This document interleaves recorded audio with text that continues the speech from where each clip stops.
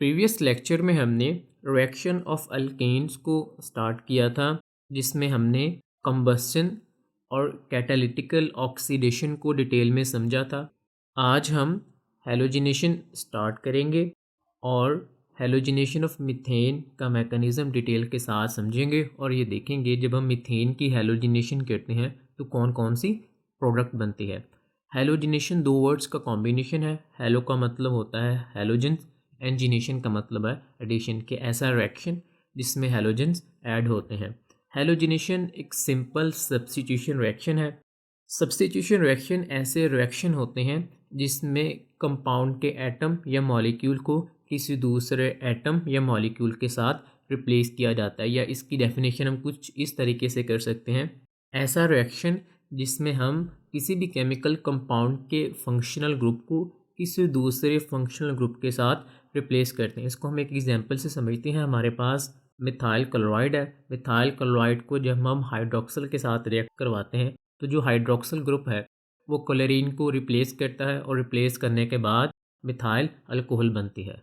तो इस रिएक्शन में क्या हुआ है कि एक ग्रुप ने दूसरे ग्रुप को रिप्लेस किया है। अगर हम हैलोजिनेशन की डेफिनेशन की बात करें तो यह है halogenation is the replacement of one or more hydrogen atom in an organic compound by halogen. कि हैलोजिनेशन में हम क्या करते हैं, ऑर्गेनिक कंपाउंड का जो हाइड्रोजन है इसको रिप्लेस करते हैं हैलोजन के साथ। जो अल्केन है वो हैलोजन्स के साथ रिएक्ट करते हैं in the presence of sunlight और अंडर हाई टेम्परेचर। हैलोजिनेशन कितनी हो रही है ये बेसिकली डिपेंड करती है कि हैलोजन कितना यूज़ किया है हमने। इसको हम एक एग्जांपल से समझते हैं। सपोज करें हमारे पास मीथेन है। मीथेन को हम एक्सेस क्लोराइड के साथ रिएक्ट करवाते हैं under the presence of sunlight. तो रिजल्ट में हमारे पास सीरीज ऑफ स्टेप के बाद कार्बन टेट्राक्लोराइड बनता है विद रिलीज ऑफ HCl। ये जो सीरीज ऑफ स्टेप है इसमें डिफरेंट प्रोडक्ट्स बनती हैं, जिसमें मिथाइल क्लोराइड है, डाईमिथाइल क्लोराइड है, क्लोरोफॉर्म है और लास्ट पर हमारे पास कार्बन टेट्राक्लोराइड बनता है। लेकिन अगर हम मीथेन को लिमिटेड सप्लाई ऑफ क्लोरीन के साथ रिएक्ट करवाएं तो रिजल्ट में हमारे पास मिथाइल क्लोराइड बनता है। अभी आप लोगों ने नोट किया होगा जहाँ पर भी हैलोजन का जिक्र आया है वहाँ पर मैंने क्लोरीन और ब्रोमीन को लिखा है। हम दूसरी हैलोजन यानी फ्लोरीन और आयोडीन को हैलोजिनेशन में क्यों यूज़ नहीं करते, क्योंकि जो फ्लोरीन है वो अल्केन के साथ बहुत वॉलेंटली रिएक्ट करती हैं और नतीजे में हाइड्रोफ्लोरिक एसिड बनता है और डिफरेंट फ्लोरीनेटेड अल्केन्स बनते हैं। दूसरी तरफ आयोडीन को हम इसलिए यूज़ नहीं करते क्योंकि जो आयोडीन है वो अल्केन के साथ बहुत स्लोली रिएक्ट करती हैं और ये रिएक्शन रिवर्सिबल भी होता है, और जो आयोडीन है वो अल्केन की हाइड्रोजन को रिप्लेस या सब्स्टिट्यूट नहीं कर पाती। इसलिए हम हैलोजिनेशन में फ्लोरीन और ब्रोमीन को यूज़ करते हैं। नेक्स्ट हम मैकेनिज़्म देखते हैं किस तरह मीथेन की हैलोजिनेशन होती है और हमारे पास डिफरेंट प्रोडक्ट बनते हैं। मीथेन की जो हैलोजिनेशन है वो बेसिकली फ्री रेडिकल मैकेनिज़्म के थ्रू होती है। Free radical mechanism basically 3 step पर कॉन्सिस्ट करता है। फर्स्ट है इनिशिएशन जिसमें फ्री रेडिकल्स बनते हैं। सेकंड स्टेप है प्रोपोगेशन जिसमें हमारे पास सारे का सारा रिएक्शन होता है, फ्री रेडिकल्स मीथेन के ऊपर अटैक करते हैं, डिफरेंट प्रोडक्ट्स बनती हैं। और लास्ट पर टर्मिनेशन। टर्मिनेशन में क्या होता है कि फ्री रेडिकल्स आपस में रिएक्ट करते हैं और जो रिएक्शन है वो स्टॉप होता है। इनिशिएशन में फ्री रेडिकल्स जनरेट होते हैं। इनिशिएशन में हम जो क्लोरीन है उसको सनलाइट के साथ रिएक्ट करवाते हैं जिसके नतीजे में हमारे पास क्लोरीन के 2 फ्री रेडिकल्स बनते हैं। ये जो फ्री रेडिकल्स हैं नेक्स्ट प्रोपोगेशन में जो हाइड्रोजन एटम्स हैं उनको रिप्लेस करते हैं क्लोरीन के साथ। प्रोपोगेशन के फर्स्ट स्टेप में जो मीथेन है वो क्लोरीन रेडिकल के साथ रिएक्ट करती है जिसके नतीजे में जो क्लोरीन रेडिकल है वो एक हाइड्रोजन को अपने साथ अटैच करता है, हाइड्रोजन के साथ रिएक्ट करता है जिसके नतीजे में HCl बनती है और रिज़ल्ट में मिथाइल रेडिकल बनता है। अब ये जो मिथाइल रेडिकल है ये बहुत ज़्यादा एक्टिव स्टेट में होता है और ये जो नेक्स्ट क्लोरीन गैस है उसके ऊपर अटैक करता है।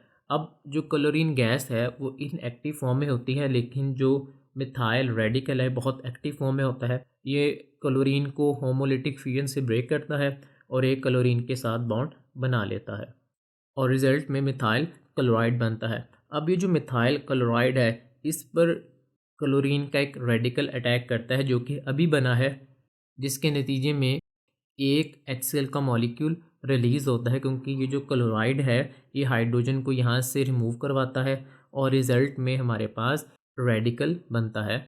अब ये जो रेडिकल है अगेन क्लोरीन के मॉलिक्यूल के ऊपर अटैक करता है, क्लोरीन की मॉलिक्यूल को ब्रेक करता है और एक हाइड्रोजन के साथ अपना बॉन्ड बनाता है और रिज़ल्ट में डाईक्लोरोमीथेन बनती है। डाईक्लोरोमीथेन बनने के बाद भी जो एक क्लोरीन रेडिकल है वो फर्दर इसी डाईक्लोरोमीथेन के ऊपर अटैक करता है, इसमें से हाइड्रोजन एटम को ऑब्स्ट्रैक्ट करता है और HCl की फॉर्म में रिलीज़ हो जाता है और रिज़ल्ट में हमारे पास एक और रेडिकल बनता है जो कि एक्टिव स्टेट में होता है। यही जो रेडिकल है अगेन जो क्लोरीन गैस है उसके ऊपर अटैक करता है, उसको ब्रेक करता है और उसमें से जो एक रेडिकल है उसमें से एक क्लोरीन एटम के साथ बॉन्ड बनाता है और रिज़ल्ट में हमारे पास ट्राई क्लोरोमीथेन बनता है, जिसको हम क्लोरोफॉर्म भी कहते हैं। इसी क्लोरोफॉर्म पर जो एक रेडिकल बच गया था वो इसके ऊपर अटैक करता है और अगेन हमारे पास एक रेडिकल बनता है और वो रेडिकल फिर से एक क्लोरीन के मॉलिक्यूल के ऊपर अटैक करता है, उसमें से क्लोरीन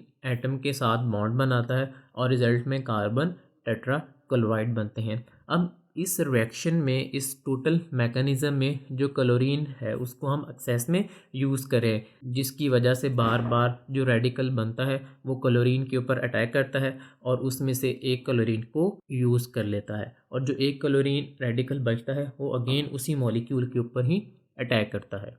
जब हम मीथेन की हैलोजिनेशन करते हैं क्लोरीन के साथ तो अल्टीमेटली जो हमारी लास्ट प्रोडक्ट होती है वो कार्बन टेट्राक्लोराइड होता है। अगर हम टर्मिनेशन की बात करें तो टर्मिनेशन में क्या होता है कि जो रेडिकल्स बनते हैं वो रेडिकल्स आपस में रिएक्ट करते हैं और रिएक्ट करने के बाद प्रोडक्ट बनाते हैं। अब इसमें डिफरेंट रेडिकल्स होते हैं वो आपस में रिएक्ट करते हैं और हमारे पास इम्प्योरिटी की फॉर्म में डिफरेंट प्रोडक्ट्स बनती रहती हैं। अगर यहाँ पर हम देखें तो जो मिथाइल रेडिकल है वो क्लोरीन रेडिकल के साथ रिएक्ट करता है और हमारे पास जो मिथाइल क्लोराइड है ये एक प्रोडक्ट बनती है। अब ये हम पे डिपेंड करता है कि हम कौन सी जो प्रोडक्ट है उसको हम कंसीडर करते हैं एज अ मेन प्रोडक्ट, तो जो बाकी प्रोडक्ट बनेंगी वो साइड प्रोडक्ट होंगी। सो ये था आज का लेक्चर। अगर इसमें कोई भी कन्फ्यूजन हो do let me know in comment section.